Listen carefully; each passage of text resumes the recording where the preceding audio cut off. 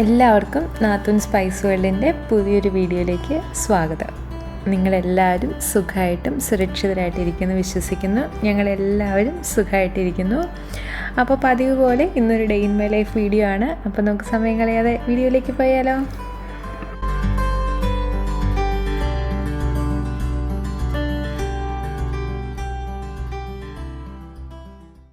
ഇന്നത്തെ ബ്രേക്ക്ഫാസ്റ്റ് ഞങ്ങളെ സംബന്ധിച്ചിടത്തോളം കുറച്ച് നൊസ്റ്റാൾജിക്കാണ് കേട്ടോ.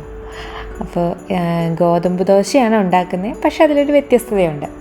അപ്പോൾ ഈ ഒരു ഗോതമ്പ് ദോശ ഉണ്ടാക്കാൻ വേണ്ടിയിട്ട് ഞാൻ എടുത്ത ഒരു തവിയിൽ 2 തവിയാണ് എടുത്തത്. അപ്പോൾ ഏകദേശം 2 കപ്പോളം ഉണ്ടായിരിക്കും. എന്നിട്ട് അതൊരു ദോശമാവിൻ്റെ കൺസിസ്റ്റൻസിയിലാക്കിയെടുക്കാൻ പാകത്തിനുള്ള വെള്ളവും ചേർത്തിട്ടുണ്ട്. ഇതാണ് അതിൻ്റെ പാകം എന്ന് പറയുന്നത്. ആവശ്യത്തിന് ഉപ്പും ചേർത്തിട്ടുണ്ട് കേട്ടോ. അപ്പോൾ ദോശമാവ് റെഡിയായി കഴിഞ്ഞു. ഇനി അതിനുള്ളിലേക്കൊരു ഫില്ലിങ് വേണം. അപ്പോൾ അതിന് വേണ്ടി ഞാനിവിടെ ശർക്കര ചീമ്പി എടുക്കുകയാണ്. ശർക്കര ചീമ്പി എടുക്കാതെ മറ്റേ ശർക്കര പാനി വേണമെങ്കിൽ എടുക്കാം കേട്ടോ. അപ്പം എൻ്റെ കയ്യിൽ ശർക്കര പാനി ഉണ്ടായിരുന്നു. ഞാനത് എടുക്കാമെന്ന് പറഞ്ഞപ്പോൾ ഞാൻ പറഞ്ഞു വേണ്ട, എനിക്ക് പപ്പ ഉണ്ടാക്കി തരുന്ന ശർക്കര ഇങ്ങനെ ചീമ്പിയിട്ടായിരുന്നു. അപ്പോൾ അതേപോലെ കിട്ടണമെങ്കിൽ ഇടയ്ക്കിടയ്ക്ക് ശർക്കര കടിക്കാൻ കിട്ടണമെങ്കിൽ ഇതുപോലെ ചീമ്പി തന്നെ ഇടണമെന്ന് പറഞ്ഞു. അതുകൊണ്ട് ഞാൻ അങ്ങനെ തന്നെ ഉണ്ടാക്കിയതാണ്. പിന്നെ അതിലേക്ക് കുറച്ചൊരു ഫ്ലേവർ കൂടെ ആഡ് ചെയ്യാൻ വേണ്ടി കുറച്ച് ജീരകവും ഏലക്കയും കൂടെ ഞാൻ നന്നായിട്ടങ്ങ് ചതച്ചെടുക്കുന്നുണ്ട്. അപ്പോൾ അതും കൂടെ ചേർത്തിട്ടുണ്ട്. ഇനി തേങ്ങ, ഇത്രയാണ് അതിൻ്റെ ഒരു ഫില്ലിങ്ങിന് വേണ്ടി വേണ്ടത്. അപ്പോൾ ഈ ഒരു എന്താ പറയുക, തേങ്ങയും ശർക്കരയൊക്കെയുള്ള ഫില്ലിങ്ങുള്ള ദോശ പലരും കഴിച്ചിട്ടുണ്ടായിരിക്കും. അപ്പോൾ ഞങ്ങൾക്കത് നൊസ്റ്റു എന്ന് പറയാൻ കാരണം, ഇപ്പോൾ എൻ്റെ വീട്ടിലാണെങ്കിലും മിജാൻ്റെ അടുത്താണെങ്കിലും സ്കൂൾ വിട്ട് വരുമ്പോൾ അല്ലെങ്കിൽ രാവിലെ ഒക്കെ മിക്കപ്പോഴും എളുപ്പപ്പണിക്ക് വേണ്ടി ഉണ്ടാക്കി തരുന്ന ഒന്നാണിത്. എൻ്റെ വീട്ടിൽ എൻ്റെ പപ്പയുടെ അമ്മയാട്ടോ എനിക്കിത് ഉണ്ടാക്കി തന്നുകൊണ്ടിരുന്നായിരുന്നേ. അപ്പോൾ അതുകൊണ്ടാണ് ഞങ്ങൾക്കിത് നൊസ്റ്റു ആണെന്ന് പറഞ്ഞത്. അപ്പോൾ ഇനി നമുക്ക് ഗോതമ്പ് ദോശ ഉണ്ടാക്കാൻ തുടങ്ങാം. സാധാരണ ദോശ ഉണ്ടാക്കും പോലെ തന്നെ അധികം കട്ടി കുറച്ച് പരത്തണ്ട കേട്ടോ. കുറച്ച് കട്ടിയിൽ പരത്തുന്നതാണ് നല്ലത്. ഇനി ദോശ ഒന്നിരുന്ന് നന്നായിട്ടൊന്ന് വേവട്ടെ. അപ്പോൾ അത് കഴിഞ്ഞിട്ട് മതി നമ്മൾ ആ തേങ്ങയും ശർക്കരയും ചേർക്കാനായിട്ട്. അപ്പോൾ ദോശ റെഡിയായി കഴിഞ്ഞു. ഇനി അതിൻ്റെ മുകളിൽ നമുക്ക് ഈ ഫില്ലിങ് ഇട്ട് കൊടുക്കാം. തേങ്ങ ശർക്കരയും ഏലക്കയും ജീരകമൊക്കെ ഇട്ടുള്ള മിക്സ് ഉണ്ടല്ലോ, അതിട്ട് കൊടുക്കാം. അപ്പോൾ വേണമെങ്കിൽ ഒരു സൈഡിട്ട് മടക്കി വെച്ചിട്ട് ഒറ്റ മടക്കിയാൽ കേട്ടോ. ഞാൻ കുറച്ച് ഭംഗി കൂട്ടാൻ ശ്രമിച്ചതാണ്, പക്ഷേ അത്ര വലിയ ഭംഗിയൊന്നും ഉണ്ടായിരുന്നില്ല. 2 സൈഡിൽ നിന്ന് മടക്കിയപ്പോൾ ഒറ്റ വശത്തേക്ക് മടക്കുന്നതാണ് കുറച്ചുകൂടെ എളുപ്പം. അപ്പോൾ ഇതിനോടൊപ്പം തന്നെ അവിടെ ചായക്കുള്ള വെള്ളം അടുപ്പത്ത് വെച്ചിട്ടുണ്ടായിരുന്നു കേട്ടോ. പൊതുവേ ഞങ്ങൾ ചായ ഉണ്ടാക്കുമ്പോൾ പഞ്ചസാര ഇടാറില്ല. ഇന്ന് ശർക്കരയും തേങ്ങയൊക്കെ ഉള്ളതുകൊണ്ട് ഒട്ടും തന്നെ പഞ്ചസാര എന്തായാലും ചേർക്കുന്നില്ല, അല്ലെങ്കിൽ ഇടയ്ക്കിടയ്ക്ക് ചേർക്കാറുണ്ടായിരുന്നേ. അപ്പോൾ ബാക്കിയിരുന്ന ദോശമാവും കൂടെ ദോശ ഉണ്ടാക്കി നമുക്കതൊന്ന് ഫില്ല് ചെയ്തെടുക്കാം. അപ്പോൾ ഞങ്ങൾക്ക് ഏകദേശം 8 ദോശയോളം ഉണ്ടാക്കാൻ പറ്റിയിട്ടോ. അപ്പോൾ കൊതി മാറുന്നേടം വരെ കഴിക്കാൻ കിട്ടി. ഈ ചായനാണെങ്കിൽ കുറേ നാളായി പറയുന്നു ഇത് കഴിക്കാൻ തോന്നുന്നു, മിസ് ചെയ്യുന്നു എന്നൊക്കെ. അപ്പോൾ ഞാൻ കരുതി രാവിലെ ഉണ്ടാക്കാമെന്ന്. ശരിക്കും ഇത് വൈകിട്ട് കഴിക്കാനും അടിപൊളി സാധനമാണ് കേട്ടോ. പിന്നെ ചിലർക്കൊന്നും രാവിലെ മധുരം കഴിക്കാൻ അത്ര ഇഷ്ടമുള്ളവരായിരിക്കില്ല. അങ്ങനെയുള്ളവർക്ക് ഇത് വൈകിട്ട് ഉണ്ടാക്കി കഴിക്കാം. വേണമെങ്കിൽ കുറച്ചുകൂടെ ഒരു എളുപ്പപ്പണിക്ക് വേണ്ടിയിട്ട് ഈ തേങ്ങയും ശർക്കരയും കൂടെ ആയിട്ടുള്ള ആ ഒരു മിക്സ് ഉണ്ടല്ലോ, അത് നമുക്ക് ഈ ഒരു ഗോതമ്പ് മാവിൽ മിക്സ് ചെയ്തിട്ടുണ്ടെങ്കിൽ കുറച്ചുകൂടെ എളുപ്പമുണ്ട്. ഇടയ്ക്ക് ഇങ്ങനെ ഫില്ല് ചെയ്യാനും മടക്കാനും ഒന്നും നിൽക്കണ്ട. വേണമെങ്കിൽ അങ്ങനെയും ചെയ്യാം കേട്ടോ. അങ്ങനെയാണെങ്കിലും ടേസ്റ്റാണ്. പിന്നെ ഈ ഒരു ഗോതമ്പ് ദോശയുടെ വേറൊരു ഗുണം എന്ന് വെച്ചാൽ വേറെ കറിയൊന്നും വേണ്ടല്ലോ, ഇത് തന്നെ ധാരാളമാണ്. അപ്പോൾ ദോശയൊക്കെ റെഡിയായി കഴിഞ്ഞു, ഒപ്പം ചായയും റെഡിയായി കഴിഞ്ഞു. ഇതും ഇങ്ങനെ ഒരു 10-15 മിനിറ്റ് കൊണ്ട് നമുക്ക് എളുപ്പത്തിൽ ഉണ്ടാക്കാൻ പറ്റുന്നൊരു ബ്രേക്ക്ഫാസ്റ്റാണ്. എനിക്കിങ്ങനത്തെ ഈസി ബ്രേക്ക്ഫാസ്റ്റുകൾ ഭയങ്കര ഇഷ്ടമാണ് കേട്ടോ. ഇതുപോലത്തെ ഒരുപാട് variety easy breakfast recipes already നമ്മുടെ ചാനലിൽ അപ്ലോഡ് ചെയ്തിട്ടുണ്ട് കേട്ടോ. കാണാത്തവരൊന്ന് പോയി കണ്ടോളുക. ഇന്നത്തെ ഊണിന് മാങ്ങ മപ്പാസാണ് കേട്ടോ. അപ്പോൾ കഴിഞ്ഞ കുറേ വീഡിയോസിൽ ഞാൻ കുറേ മാങ്ങ കൊണ്ടുള്ള കറികളുടെ റെസിപ്പീസ് കാണിച്ചിട്ടുണ്ടായിരുന്നു. അപ്പോൾ ആ കൂട്ടത്തിൽ കിട്ടിയ മാങ്ങയാണിത്. അത്യാവശ്യം നന്നായിട്ട് പഴുത്ത് തുടങ്ങിയിട്ടുണ്ടായിരുന്നു, എന്നാലും പുളി ഉണ്ടായിരുന്നു. ഇനിയും വെച്ചാർന്ന് ഇനി അത് കറിക്കെടുക്കാൻ പറ്റില്ലല്ലോ എന്നോർത്ത് ഞാനങ്ങ് മപ്പാസ് ഉണ്ടാക്കാൻ കരുതി. അതിന് ഇച്ചിരി ചൊനച്ചു പോയാലും കുഴപ്പമൊന്നുമില്ലല്ലോ. അപ്പോൾ മപ്പാസ് ഉണ്ടാക്കാൻ വേണ്ടിയിട്ട് ഇഞ്ചി, വെളുത്തുള്ളി, പച്ചമുളക്, സവാള, ചെറിയുള്ളി ഇതെല്ലാം നീളത്തിലാണ് അരിഞ്ഞത്. എന്നിട്ട് ഇതൊരു പാത്രത്തിലേക്ക് ഇട്ടു. മഞ്ഞൾപ്പൊടി, മുളക് പൊടി, മല്ലിപ്പൊടി, ഉപ്പ്, വെളിച്ചെണ്ണ, വിനാഗിരി ഇത്രയും സാധനങ്ങളാണ് ചേർക്കുന്നത് ആദ്യമേ. എന്നിട്ട് നന്നായിട്ടങ്ങ് തിരുമ്മി പിടിപ്പിക്കും. ശരിക്കും പറഞ്ഞാൽ മാങ്ങ ഒഴികെയുള്ള ബാക്കി എല്ലാ സാധനങ്ങളുമാണ് ആദ്യം നന്നായിട്ട് തിരുമ്മി പിടിപ്പിക്കേണ്ടത്. എന്നിട്ട് നമ്മൾ മാങ്ങ കുറച്ച് ഉപ്പും മഞ്ഞൾപ്പൊടിയും മുളക് പൊടിയും കൂടെ തിരുമ്മി മാറ്റിയെടുത്ത് വയ്ക്കും. എന്നിട്ട് ഇതൊന്ന് വെന്ത ശേഷമാണ് ഈ സവാളയും ഇഞ്ചിയും വെളുത്തുള്ളിയൊക്കെ ഒന്ന് കിടന്ന് വഴണ്ട ശേഷമാണ് മാങ്ങ ചേർക്കേണ്ടത്. ഇതിൻ്റെ ശരിക്കുള്ള ഒതൻറ്റിക് റെസിപ്പി ഞാനും ചേച്ചി നേരത്തെ അപ്ലോഡ് ചെയ്തിട്ടുണ്ട്. ഇതെന്താ പറ്റിയെന്ന് വെച്ചാൽ വീഡിയോ എടുക്കുന്നതിൻ്റെ ആ ഒരു വെപ്രാളത്തിൽ ഞാനിതെല്ലാം കൂടി അങ്ങ് മിക്സ് ചെയ്തു. ഇനി വേറൊട്ട് മാങ്ങ ഇരിപ്പില്ല, വീഡിയോ എടുത്തും പോയി.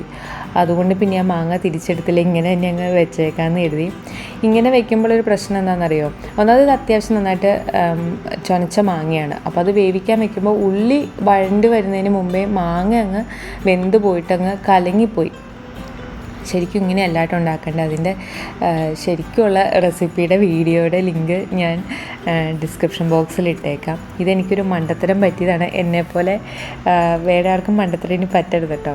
നമ്മളങ്ങനെയല്ല. അല്ലെങ്കിലും ചില കറികൾ ഉണ്ടാക്കാൻ നേരത്ത് നമ്മൾ സ്ഥിരം ഉണ്ടാക്കുന്ന സാധനമാണെങ്കിലും നമ്മൾ അറിയാതെ സ്റ്റെപ്പൊക്കെ അങ്ങോട്ടും ഇങ്ങോട്ടൊക്കെ മാറി ചെയ്യും. അപ്പോൾ അങ്ങനെ ഒരു അബദ്ധം എനിക്ക് പറ്റി. അപ്പോൾ അതെന്തായാലും ഞാൻ അടുപ്പത്ത് വെച്ചു കേട്ടോ. അപ്പോൾ ഞാൻ ഇപ്പുറത്തെ അടുപ്പിൽ ഇന്നൊരു ചിക്കൻ തോരൻ ഉണ്ടാക്കാമെന്ന് ഓർത്തുകൊണ്ടിരിക്കുന്നത്. അതിന് വേണ്ടിയിട്ട് കുക്കറിലേക്ക് വെളിച്ചെണ്ണ ഒഴിച്ചു. മഞ്ഞൾപ്പൊടി, മല്ലിപ്പൊടി, മുളക് പൊടി ഇതെല്ലാം കൂടെ ആ എണ്ണയിലിട്ട് നന്നായിട്ടങ്ങ് വഴറ്റുകയാണ്. എന്നിട്ട് ഞാനിവിടെ ബോൺലെസ് ചിക്കനാണ് എടുത്തിരിക്കുന്നത്. എല്ലുള്ള ചിക്കൻ എടുത്താലും കുഴപ്പമൊന്നുമില്ല. അപ്പോൾ ചെറുതായിട്ട് അരിയണമെന്ന് മാത്രം. എന്നിട്ട് ആ ചിക്കനും കൂടി ഇട്ടിട്ട് നന്നായിട്ടങ്ങ് മാരിനേറ്റ് ചെയ്യാം. ആവശ്യത്തിന് ഉപ്പും ചേർത്ത് കൊടുക്കാൻ മറക്കണ്ട കേട്ടോ. അപ്പോൾ ഇതെല്ലാം കൂടി നന്നായിട്ടൊന്ന് വഴറ്റിയെടുത്ത ശേഷം വേണം നമുക്കതൊന്ന് വേവിച്ചെടുക്കാൻ. ഇത് കുക്കറിലല്ലാതെ വേവിച്ചെടുക്കാം കേട്ടോ. അപ്പോൾ കുക്കറിലാകുമ്പോൾ പെട്ടെന്ന് പണി തീരില്ല, അതുകൊണ്ടാണ് ഞാൻ കുക്കറിൽ വേവിക്കുന്നത്. കുറച്ച് കുരുമുളക് പൊടി ഇട്ടു, വെള്ളം ഒഴിച്ചു, കറിവേപ്പില ഇട്ടു. അപ്പോൾ ഈ വെള്ളം ഒഴിച്ചില്ലെങ്കിലും കുഴപ്പമൊന്നുമില്ല, ആ ചിക്കനിൽ നിന്ന് വെള്ളം ഇറങ്ങും. പക്ഷേ എനിക്കെപ്പോഴും ടെൻഷനായി, എങ്ങാനും വെള്ളം ഒഴിക്കാതെ വേവിച്ചിട്ട് ഇങ്ങനെ അടി പിടിച്ചെങ്കിലോ എന്ന് ഓർത്തുകൊണ്ട് ഞാൻ കുറച്ച് വെള്ളം എപ്പോഴും ഒഴിക്കാറുണ്ട്. അപ്പോൾ ഇതിനകത്ത് ഇച്ചിരി വെള്ളം ഉണ്ടെങ്കിലും പ്രശ്നമൊന്നുമില്ല, അതുകൊണ്ടാണ് വെള്ളം ഒഴിച്ചത്. അപ്പോൾ ഇനി കുക്കറിൽ 2 വിസിൽ മതി, അതുതന്നെ ധാരാളമാണ്. നമുക്കിതിങ്ങനെ കഷ്ണമായിട്ടല്ല, പിന്നീട് അത് നമുക്കിങ്ങനെ പിച്ചി ഇടാനുള്ളതുകൊണ്ട് ഇച്ചിരി വേവ് കൂടിപ്പോയി എന്ന് എഴുതിയാലും പ്രശ്നമൊന്നുമില്ല. എന്താ കണ്ടോ, എൻ്റെ മാങ്ങ മപ്പാസിൽ മാങ്ങ കാണാനേ ഇല്ല, നന്നായിട്ടങ്ങ് വെന്ത് പോയി. ശരിക്കും ഉള്ളി വഴറ്റിയ ശേഷം മാങ്ങ ഇടുവാണെങ്കിൽ നമുക്ക് ആ മാങ്ങ കഷ്ണങ്ങൾ ഇങ്ങനെ ഇടയ്ക്ക് കടിക്കാൻ കിട്ടും. അതാണ് ശരിക്കും മാങ്ങ മപ്പാസിൻ്റെ ഒരു റിയൽ ടേസ്റ്റ് എന്ന് പറയുന്നത്. എന്തായാലും സാരമില്ല, ഇങ്ങനെ ഉണ്ടാക്കിപ്പോയി. അപ്പോൾ എല്ലാം വെന്ത് വന്നപ്പോൾ അതിലേക്ക് ഞാൻ തേങ്ങയുടെ 2ാം പാൽ ചേർത്താണ്. ഞാനിവിടെ ക്യാനിൽ വാങ്ങിക്കുന്ന പാലാണ് കേട്ടോ കൂടുതൽ ഉപയോഗിക്കാറ്. ഇവിടെ കിട്ടുന്ന തേങ്ങയിൽ നിന്ന് നമുക്കിങ്ങനെ എത്ര പിഴിഞ്ഞാലും പാൽ കിട്ടത്തില്ല. അപ്പോൾ ഏറ്റവും എളുപ്പം ക്യാനിൽ കിട്ടുന്ന തേങ്ങാപ്പാൽ തന്നെയാണ്. അപ്പോൾ ചിക്കൻ തോരൻ ഉണ്ടാക്കാൻ വേണ്ടിയിട്ട് ഞാൻ വെളുത്തുള്ളിയും ഇഞ്ചിയും ചെറിയുള്ളിയും ഇതെല്ലാം നന്നായിട്ടങ്ങ് ചതക്കുകയാണ്. അപ്പോൾ കഴിഞ്ഞ വീഡിയോയിൽ നമ്മുടെ ഈ മാർബിളിൻ്റെ ഈ ഒരു ഇടികല്ല് കണ്ടിട്ട് കമൻറ്റ് ചെയ്തിട്ടുണ്ടായിരുന്നു ആരൊരാൾ, എങ്ങനെ ഉണ്ടായിരുന്നു, ഇതെങ്ങനെയുണ്ട് ഈ ഒരു ഇടികല്ല്, നല്ലതാണോ എന്ന് ചോദിച്ചിട്ടുണ്ടായിരുന്നു. ഞാനിത് വാങ്ങിച്ചിട്ട് അധികം നാളായിട്ടില്ല, എനിക്ക് തോന്നുന്നു ഒരാഴ്ചയിൽ താഴെ മാത്രമേ ആയിട്ടുള്ളൂ. അപ്പോൾ ഈ ഒരാഴ്ച കൊണ്ട് ഞാൻ ഉപയോഗിച്ചിട്ട് വലിയ കുഴപ്പങ്ങളൊന്നുമില്ല. നമ്മൾ ഉപയോഗിച്ച് കഴിഞ്ഞ് ഉടനെ തന്നെ കഴുകി തുടച്ച് ഉണക്കിയെടുത്ത് വെച്ചാൽ മതി എന്ന് എനിക്ക് തോന്നുന്നു. ഇനി ഭാവിയിൽ എന്തെങ്കിലും പ്രശ്നം ഉണ്ടാവുകയാണെങ്കിൽ ഞാൻ പറയാം കേട്ടോ. അപ്പോൾ ഇപ്പം എന്തായാലും കുഴപ്പമൊന്നുമില്ല. എനിക്ക് വളരെ ചെറിയ ഇടികല്ലിൻ്റെ ആവശ്യമുള്ളതുകൊണ്ട് ഇത് ഒരുപാട് വലുതല്ല, തീരെ ചെറുതാണ്. അപ്പോൾ എല്ലാ സാധനങ്ങളും ചതച്ചെടുത്തിട്ടുണ്ട്. ഈ സമയം കൊണ്ട് നമുക്കിവിടെ മാങ്ങ മപ്പാസിൻ്റെ 2ാം പാൽ ഒഴിച്ച് തേങ്ങാപ്പാൽ ഒഴിച്ച് നന്നായിട്ട് തിളച്ച് വന്നു. അതിന് ശേഷം അതിലേക്ക് 1ാം പാൽ ചേർത്തു. ഇനി ഒന്ന് നന്നായിട്ട് അങ്ങ് മിക്സ് ചെയ്തെടുക്കുകയാണ്. 1ാം പാൽ ചേർത്ത ശേഷം പിന്നീട് അത് തിളയ്ക്കേണ്ട ആവശ്യമില്ല കേട്ടോ. അപ്പോൾ തേങ്ങാപ്പാൽ ചേർത്തു, നന്നായിട്ട് അങ്ങ് ഇളക്കിയെടുത്തു. ആവി വന്നു കഴിഞ്ഞാൽ നമുക്ക് ഗ്യാസ് ഓഫ് ചെയ്യാം. അപ്പോൾ ഇതേ സമയം കൊണ്ട് നമ്മൾ കുക്കറിൽ വെച്ചിരുന്ന ചിക്കനും വെന്ത് വന്നിട്ടുണ്ടായിരുന്നു. അപ്പോൾ അത് ഞാൻ അടുപ്പത്തുനിന്ന് മാറ്റിയെടുത്ത് വെച്ചിട്ടുണ്ട് കേട്ടോ. ഇനി നമുക്ക് ഗ്യാസ് ഓഫ് ചെയ്ത് അടുപ്പത്തുനിന്ന് മാറ്റി വയ്ക്കാം. അല്ലെങ്കിൽ ചിലപ്പോൾ ഇതൊന്ന് തിളച്ച് പോയി കഴിഞ്ഞിട്ടുണ്ടെങ്കിൽ ആ തേങ്ങാപ്പാൽ ചിലപ്പോൾ പിരിഞ്ഞു പോവുകയും. അപ്പോൾ അതുകൊണ്ട് തിളയ്ക്കുന്നതിന് മുമ്പ് തന്നെ ഗ്യാസിൽ നിന്ന് മാറ്റിയെടുത്ത് വയ്ക്കാം. അപ്പോൾ ഞാൻ ചിക്കൻ വെന്തത് കാണിച്ചു തരാം. കുക്കറിലെ പ്രഷറൊക്കെ നന്നായിട്ട് പോയിട്ടുണ്ട്. ഇതാ കണ്ടോ, ഇപ്പോൾ വെള്ളം ഒഴിച്ചില്ലായിരുന്നെങ്കിലും കുഴപ്പമൊന്നും ഉണ്ടായിരുന്നില്ല. ഇപ്പോൾ ചിക്കനിൽ നിന്നൊക്കെയുള്ള വെള്ളമൊക്കെ ഇറങ്ങിയിട്ടുണ്ട്. അപ്പോൾ ചിക്കന് നന്നായിട്ട് വെന്തിട്ടുണ്ട്. ഇനി നമുക്ക് അതിൻ്റെ അകത്ത് നിന്ന് ചിക്കൻ അങ്ങ് കോരി മാറ്റാം. എന്നിട്ട് വെള്ളം കളയണ്ട കേട്ടോ, നമുക്കത് തോരൻ ഉണ്ടാക്കുമ്പോൾ അത് ആവശ്യമുണ്ട്. കാരണം നമ്മൾ ഈ ചേർത്ത മസാലയും ചിക്കനിൽ നിന്ന് ഇറങ്ങിയ ആ ഒരു വെള്ളവും ഫ്ലേവറൊക്കെ ആ ഒരു വെള്ളത്തിലായിരിക്കും ഉണ്ടാവുക, ആ ചാറിലായിരിക്കും ഉണ്ടാവുക. അതുകൊണ്ട് അത് കളയണ്ട. അപ്പോൾ ഞാനതൊരു പ്ലേറ്റിലേക്ക് മാറ്റി. അപ്പോൾ നമ്മുടെ മാങ്ങ മപ്പാസിലേക്ക് കുറച്ച് കടുക് താളിച്ചിടാമെന്ന് കരുതി. കടുകും കറിവേപ്പിലയും വറ്റൽമുളകും മാത്രമേ ഉള്ളൂ. അപ്പോൾ അതൊന്ന് താളിക്കുക.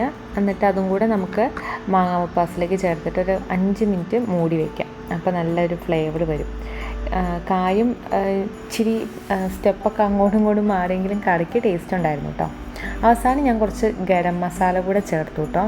അതൊരു ഫ്ലേവർ കുറച്ചുകൂടെ എൻഹാൻസ് ചെയ്യും. അപ്പോൾ ഈ ഒരു ഗരം മസാല നമ്മളിവിടെ വീട്ടിൽ തന്നെ പൊടിച്ചതാണ്. അപ്പോൾ അതിൻ്റെ റെസിപ്പി ഞാൻ ഈ വീഡിയോയുടെ അവസാനം കാണിച്ചു തരാം. അപ്പോൾ ഞാൻ പറഞ്ഞു വന്നത് എന്താണെന്ന് വെച്ചിട്ടുണ്ടെങ്കിൽ, മാങ്ങ മപ്പാസിന് നല്ല ടേസ്റ്റൊക്കെ ഉണ്ടായിരുന്നു. കാരണം ആ മാങ്ങ നന്നായിട്ട് വെന്തുടഞ്ഞിട്ട് മാങ്ങയുടെ ഫ്ലേവർ മൊത്തം ആ ഒരു ചാറിൽ വന്നേ. അതുകൊണ്ട് ടേസ്റ്റ് വ്യത്യാസമൊന്നും ഉണ്ടായിരുന്നില്ല. പക്ഷേ കുറച്ചുകൂടെ നല്ലതായ ഇടയ്ക്ക് മാങ്ങ കടിക്കാൻ കിട്ടുന്നതാണ്. അപ്പോൾ ചിക്കൻ ഒന്ന് തണുത്ത് കഴിഞ്ഞപ്പോൾ ഞാൻ നന്നായിട്ടതങ്ങ് എന്താ പറയുക പിച്ചി ഇട്ടു. അങ്ങനെയല്ലേ പറയുക, ഞാനങ്ങനെ കേട്ടോ പറയുന്നത്. അപ്പോൾ എന്തായാലും അങ്ങനെ എടുത്തു. തോരൻ ഉണ്ടാക്കുമ്പോൾ അതാണ് നല്ലത്. അപ്പോൾ ഇനി ഒരു പാൻ അടുപ്പത്ത് വയ്ക്കുക, അതിലേക്ക് വെളിച്ചെണ്ണ ഒഴിക്കുക. എന്നിട്ട് പിന്നെ കടുകൊന്ന് പൊട്ടി വന്നു കഴിയുമ്പോൾ നമുക്ക് അതിൻ്റെ അകത്തേക്ക് കറിവേപ്പില ചേർക്കാം. സാധാരണ തോരൻ ഉണ്ടാക്കില്ലേ അതേപോലെ തന്നെ. ചിക്കൻ തോരൻ അങ്ങനെ നമ്മൾ എപ്പോഴും ഉണ്ടാക്കുന്ന ഒരു സാധനം അല്ല എന്നാണ് എനിക്ക് തോന്നുന്നത്. എൻ്റെ വീട്ടിലൊന്നും അങ്ങനെ എപ്പോഴും ഉണ്ടാക്കി തന്നെ ഞാൻ കണ്ടിട്ടില്ല. അപ്പോൾ ഇത് തോരൻ വെച്ച് നല്ല അടിപൊളിയായിരിക്കും എന്ന് പറഞ്ഞത് എൻ്റെ ഫ്രണ്ടാണ് കേട്ടോ, അബിയാണ് എന്നോട് പറഞ്ഞത്. നീ ഒന്ന് ചിക്കൻ തോരൻ ഉണ്ടാക്കി നോക്ക്, നല്ലതായിരിക്കും എന്ന്. അപ്പോൾ അവൾ പറഞ്ഞിട്ട് ഉണ്ടാക്കുന്നതാണിത്. അപ്പോൾ ഇഞ്ചിയും വെളുത്തുള്ളിയും നമ്മുടെ ചുവന്നുള്ളി ഇങ്ങനെ നന്നായിട്ട് ചതച്ച് ചേർത്ത് അതൊന്ന് മൂപ്പിച്ചെടുക്കുകയാണ്. ശരിക്കും അവൾ പറഞ്ഞു വെച്ചിട്ടുണ്ടെങ്കിൽ ചിക്കൻ കറിയിൽ നമുക്ക് ചാറ് തീർന്നിട്ട് കഷ്ണം മാത്രമായിട്ടൊക്കെ ഉണ്ടാവില്ലേ, ആ ചിക്കനാണെങ്കിൽ കുറച്ചുകൂടെ ടേസ്റ്റ് കൂടുതലായിരിക്കും എന്നാണ് പറഞ്ഞത്. അപ്പോൾ ചിക്കൻ കറി ഉണ്ടായിരുന്നില്ലാത്തതുകൊണ്ട് ഞാൻ ചിക്കനായിട്ട് തന്നെ എടുത്തു. ചിക്കൻ എടുത്തിട്ട് ഉണ്ടാക്കിയാലും നല്ല ടേസ്റ്റൊക്കെ തന്നെയായിരുന്നു കേട്ടോ. അപ്പോൾ ഇതെല്ലാം നന്നായിട്ട് മൂത്ത് വന്ന ശേഷം ഞാനതിലേക്ക് നമ്മൾ ആദ്യം ചിക്കൻ വേവിച്ചപ്പോൾ ഉണ്ടായിരുന്ന ആ ഒരു ചാറുണ്ടല്ലോ അതങ്ങ് ഒഴിച്ചു കൊടുത്തു. അപ്പോൾ ആ മസാലയും ഫ്ലേവറൊക്കെ ആ ചാറിലുണ്ടല്ലോ, ഇനി അതൊന്ന് വറ്റട്ടെ. അപ്പോൾ അത് ഉള്ളിയിലേക്കും വെളുത്തുള്ളിയിലേക്കും ഇഞ്ചിയിലേക്കൊക്കെ നന്നായിട്ട് പിടിക്കും. അപ്പോൾ ഈ തോരന് ചേർക്കാൻ വേണ്ടിയിട്ട് ഞാൻ തേങ്ങയും ആ തേങ്ങയിലേക്ക് കുറച്ച് ചിക്കൻ മസാലയും നമ്മൾ പിന്നെ ഫ്രഷായിട്ട് ഇപ്പോൾ പൊടിച്ചെടുത്തുള്ളൂ ആ ഒരു ഗരം മസാലകൾ ചേർത്തിട്ട് ഒന്ന് പൾസ് ചെയ്തെടുക്കുകയാണ്. അപ്പോൾ എല്ലായിടത്തേക്കും നന്നായിട്ടങ്ങ് മിക്സ് ആവുമല്ലോ. അപ്പോൾ 1 ടേബിൾ സ്പൂൺ ചിക്കൻ മസാലയാണ് കേട്ടോ ഞാൻ എടുത്തത്. കിച്ചൺ ട്രഷേഴ്സിൻ്റെ ചിക്കൻ മസാലയാണ് കേട്ടോ ഞാൻ ഉപയോഗിക്കുന്നത്. അപ്പോൾ വെള്ളമൊക്കെ വറ്റി തുടങ്ങാറായപ്പോൾ ഞാൻ ആ തേങ്ങയും കൂടെ ചേർത്തു. കാരണം നമ്മൾ ചിക്കൻ മസാല ചേർത്തിട്ടുണ്ട്, അതൊന്ന് മൂത്ത് വന്നാലല്ലേ കുറച്ചുകൂടെ ടേസ്റ്റ് ഉണ്ടാകത്തുള്ളൂ. അപ്പോൾ തേങ്ങയും കൂടെ ചേർത്തു. ഇനി ആ ഒരു ചാറി കിടന്ന് നന്നായിട്ട് ഇതങ്ങ് വരട്ടെ. അതുവരെ അങ്ങ് ഇളക്കി കൊടുക്കാം. ഈ സമയത്ത് ഞാൻ നോക്കിയപ്പോൾ ഉപ്പ് ഇച്ചിരി കുറവാണ്. അപ്പോൾ ഞാൻ ഉപ്പ് കുറച്ചുകൂടെ ആഡ് ചെയ്ത് കൊടുത്തു. കാരണം നമ്മൾ ആ ചാറിലൊക്കെ ഉപ്പ് നോക്കിയിട്ടേ ചേർത്ത് കൊടുക്കാൻ പാടുള്ളൂ. അപ്പോൾ ഉപ്പ് ചേർത്ത് കൊടുത്തിട്ടുണ്ട്. എന്നിട്ട് നന്നായിട്ട് ഇളക്കി. ഇതാപ്പോൾ വെള്ളമൊക്കെ വറ്റി നന്നായിട്ട് വരുന്നുണ്ട്. ഈ സമയത്ത് നമുക്ക് ചിക്കൻ അങ്ങ് ചേർത്ത് കൊടുക്കാം. അപ്പോൾ ചിക്കനും കൂടെ ചേർത്ത് നന്നായിട്ടങ്ങ് ഇതെല്ലാം കൂടെ മിക്സ് ചെയ്യണം. അപ്പോൾ തേങ്ങയും ചെറിയുള്ളിയും വെളുത്തുള്ളിയും ഇഞ്ചിയും പിന്നെ ആ മസാല എല്ലാം കൂടെ മിക്സ് ചെയ്ത് വരുമ്പോൾ നല്ലൊരു മണമാണ്. അപ്പോൾ ഞാൻ കുറച്ച് കുരുമുളക് പൊടി കൂടി ചേർത്തു കേട്ടോ. ചിക്കനല്ലേ, അപ്പോൾ കുറച്ചിങ്ങനെ കുരുമുളകിൻ്റെ ഫ്ലേവർ ഉണ്ടെങ്കിൽ കുറച്ചുകൂടെ നന്നായിരിക്കുമല്ലോ. അപ്പോൾ അതിങ്ങനെ ചേർത്ത് കൊടുത്തിട്ട് നന്നായിട്ടങ്ങ് മിക്സ് ചെയ്തെടുക്കുകയാണ്. ഇനി നമുക്ക് ഓഫ് ചെയ്യാം. ചിക്കൻ തോരനും റെഡിയായി കഴിഞ്ഞു. എളുപ്പമല്ലേ?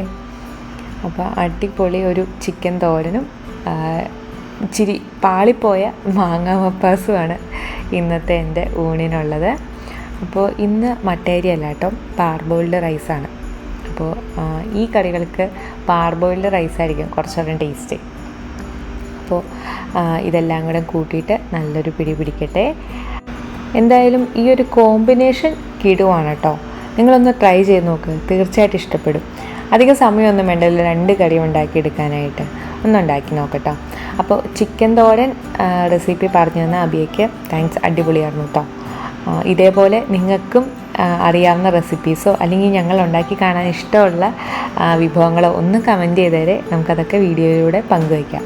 ഇനി ഞാൻ വീട്ടിലുണ്ടാക്കുന്ന എൻ്റെ ഹോം മെയ്ഡ് ഗരം മസാലയുടെ റെസിപ്പി പറഞ്ഞുതരാം കേട്ടോ. അതിന് ഞാനിവിടെ പെരിഞ്ജീരകം എടുത്തിട്ടുണ്ട്. 150 ഗ്രാം പെരിഞ്ജീരകം, 5 ജാതിപത്രി, 1/4 കപ്പ് ഏലക്ക, 1/4 കപ്പ് ഗ്രാമ്പൂ, അതേപോലെ തന്നെ 1/4 കപ്പ് കറുവപ്പട്ട, പിന്നെ വറ്റൽ മുളക് 3 എരിവുള്ളതാണേ, പിന്നെ നമ്മുടെ തക്കോലം സ്റ്റാർ അനീസ് ഒരു 5 എണ്ണം. ഇത്രയാണ് ഞാൻ ഇവിടെ ഗരം മസാല ഉണ്ടാക്കാൻ നേരത്തെ എടുക്കുന്നത്. പെരിഞ്ജീരകം 150 ഗ്രാം എന്ന് വെച്ചാൽ 1/2 കപ്പും പിന്നെ ഒരു 2 ടേബിൾ സ്പൂണും. അപ്പോൾ ഇതെല്ലാം കൂടി നമ്മൾ ആദ്യം ഒന്ന് ഡ്രൈ റോസ്റ്റ് ചെയ്തിട്ട് വേണം പൊടിച്ചെടുക്കാനായിട്ട്. അപ്പോൾ ചുവട് കട്ടിയുള്ള പാൻ എടുക്കുക, അതിലേക്ക് ഇത് ചേർക്കുക. ഇനി നമ്മൾ ഒരു മീഡിയം ഫ്ലെയിമിൽ, ലോയ്ക്കും മീഡിയത്തിനിടയിലുള്ള ഫ്ലെയിമിലിട്ടിട്ട് തുടരെ ഇളക്കി ഒരു 5-6 മിനിറ്റ് നേരത്തോളം ഇളക്കിക്കൊണ്ടിരിക്കുക. അപ്പോൾ ഡ്രൈ റോസ്റ്റ് ചെയ്തിട്ട് പൊടിക്കുന്നതാണ് കേട്ടോ എപ്പോഴും നല്ലത്. കുറേ കാലം നമ്മുടെ ഗരം മസാല കേടുകൂടാതെ ഇരിക്കുകയും ചെയ്യും. പിന്നെ അതിൻ്റെ ഒരു മുഴുവൻ ഫ്ലേവറും കിട്ടണമെങ്കിൽ എപ്പോഴും ഡ്രൈ റോസ്റ്റ് ചെയ്തിട്ട് പൊടിച്ചാലാണ് നന്നാവുക. പലരുടെയും ഗരം മസാലയുടെ റെസിപ്പീസ് പലതരത്തിലായിരിക്കും കേട്ടോ. ഞാനിതാണ് ഉപയോഗിക്കുന്നത്. അപ്പോൾ 5 മിനിറ്റ് തുടരെ ഇളക്കി കഴിഞ്ഞ് നല്ലൊരു മൂത്ത മണം വരും. അപ്പോൾ ജീരകമൊക്കെ പെട്ടെന്ന് മൂക്കുന്ന സാധനങ്ങളാണ്. കൈവിടാതെ ഇളക്കിക്കൊണ്ടിരിക്കാൻ മറക്കരുത്. ആവി പറക്കുന്ന ഗരം മസാല കൂട്ട് ഇപ്പം നമ്മളൊരു പാത്രത്തിലേക്ക് മാറ്റി വെച്ചു. ആ പാത്രത്തിൽ തന്നെ ഇരുന്നാൽ ചിലപ്പോൾ കുറച്ചുകൂടെ മൂത്ത് പോകും. തണുത്ത ശേഷം നമുക്ക് മിക്സിയുടെ ജാറിലിട്ട് പൊടിച്ചെടുക്കാം. അപ്പോൾ ഞാനിവിടെ മിക്സിയുടെ വലിയ ജാറാണ് എടുത്തത്. കാരണം അളവ് കൂടുതലുണ്ട്. എൻ്റെ ചെറിയ ജാറ് തീരെ ചെറുതാണ്. അതിൻ്റെ അകത്ത് ഇത് ഒറ്റയടിക്ക് അടിച്ചെടുക്കാൻ പറ്റില്ല. അതുകൊണ്ടാണ് വലിയ ജാർ എടുത്തത്. പിന്നെ ഗരം മസാല പൊടിക്കുമ്പോൾ തീരെ അങ്ങ് ഫൈനായിട്ട് പൊടിക്കണമെന്നില്ല. ചെറുതായിട്ടിങ്ങനെ ക്രഷ് ചെയ്ത് കിടന്നാലും പ്രശ്നമൊന്നുമില്ല. അപ്പോൾ ഇത് നല്ലൊരു മണമാണ്. ഇതങ്ങ് പൊടിച്ച് കഴിഞ്ഞിട്ട് ആ ഒരു ജാറ് തുറക്കുമ്പോൾ ഒരു പ്രത്യേക ഒരു ഫ്ലേവറാണ്. നല്ല അടിപൊളി മണമാണ്. അപ്പോൾ ഓരോ പ്രാവശ്യം പൊടിച്ചിട്ട് ഒന്ന് ഇളക്കി കൊടുക്കണേ, എങ്കിലേ നന്നായിട്ട് നമുക്കങ്ങ് പൊടിഞ്ഞ് കിട്ടത്തുള്ളൂ. അപ്പോൾ ഈ ഒരു പരുവത്തിൽ നമുക്ക് പൊടിഞ്ഞ് കിട്ടിയാൽ മതി. അപ്പോൾ ഗരം മസാല റെഡി ആയി കഴിഞ്ഞു. ഞാൻ ഒരുപാട് അളവിൽ ഉണ്ടാക്കി വെക്കാറില്ല കേട്ടോ. കാരണം ഒരുപാട് നാളിരുന്നിട്ടുണ്ടെങ്കിൽ ഈ ഗരം മസാലയുടെ ഫ്ലേവർ അങ്ങ് നഷ്ടപ്പെട്ടു പോകും. അപ്പോൾ എപ്പോഴും എടുക്കുന്ന ഒരു പാത്രത്തിൽ കുറച്ചെടുത്ത് വയ്ക്കുക, ബാക്കിയുള്ളത് മുഴുവനായിട്ട് വേറൊരു കുപ്പിയിൽ എടുത്ത് വയ്ക്കുക. അപ്പോൾ ഞാൻ തീരെ കുറച്ച് അളവിലേ ഉണ്ടാക്കിയിട്ടുള്ളൂ. അതുകൊണ്ട് തന്നെ എനിക്ക് ഈ ഒരു കുപ്പിയിൽ പാകമായിരുന്നു. പിന്നെ വേറൊരു ബോട്ടിലിൽ എപ്പോഴും എടുക്കാൻ വേണ്ടിയിട്ട് മാറ്റി വെച്ചിട്ടുണ്ട്. ഇത് നമ്മൾ ഫ്രഷായിട്ട് നമ്മളായിട്ട് പൊടിച്ചെടുത്ത സാധനം ആയതുകൊണ്ട് കുറച്ച് മതി കറികളിൽ, അപ്പോൾ തന്നെ നല്ല ഫ്ലേവർ വരും. അപ്പോൾ ഈസി ആയിട്ട് ഒരു ഗരം മസാല റെഡിയായി കഴിഞ്ഞു. അപ്പോൾ കുറേ പേര് നമ്മുടെ അടുത്ത് ഗരം മസാലയുടെ റെസിപ്പി ചോദിച്ചിട്ടുണ്ടായിരുന്നേ. അപ്പോൾ അതുകൊണ്ടാണ് ഉണ്ടാക്കിയപ്പോൾ അങ്ങ് കാണിക്കാമെന്ന് വിചാരിച്ചത്. അപ്പോൾ ഇതൊക്കെയാണ് ഇന്നത്തെ വിശേഷങ്ങൾ. ഞങ്ങളുടെ വീഡിയോസൊക്കെ ഇഷ്ടമാവുകയാണെങ്കിൽ ലൈക്ക് ചെയ്യാനും ഷെയർ ചെയ്യാനും സബ്സ്ക്രൈബ് ചെയ്യാനും മറക്കരുത്. നമ്മുടെ നാത്തൂൻസ് ട്രാവൽ ഡയറീസിൽ ഞങ്ങൾ ഇതുവരെ യാത്ര ചെയ്തതിലുള്ള ഏറ്റവും മനോഹരമായിട്ടൊരു യാത്രയുടെ വിശേഷം പങ്കുവച്ചിട്ടുണ്ട്. അപ്പോൾ അതൊന്ന് പോയി കാണുക. അപ്പോൾ പുതിയൊരു വീഡിയോ ആയിട്ട് നമുക്ക് പിന്നീട് കാണാം. ബൈ.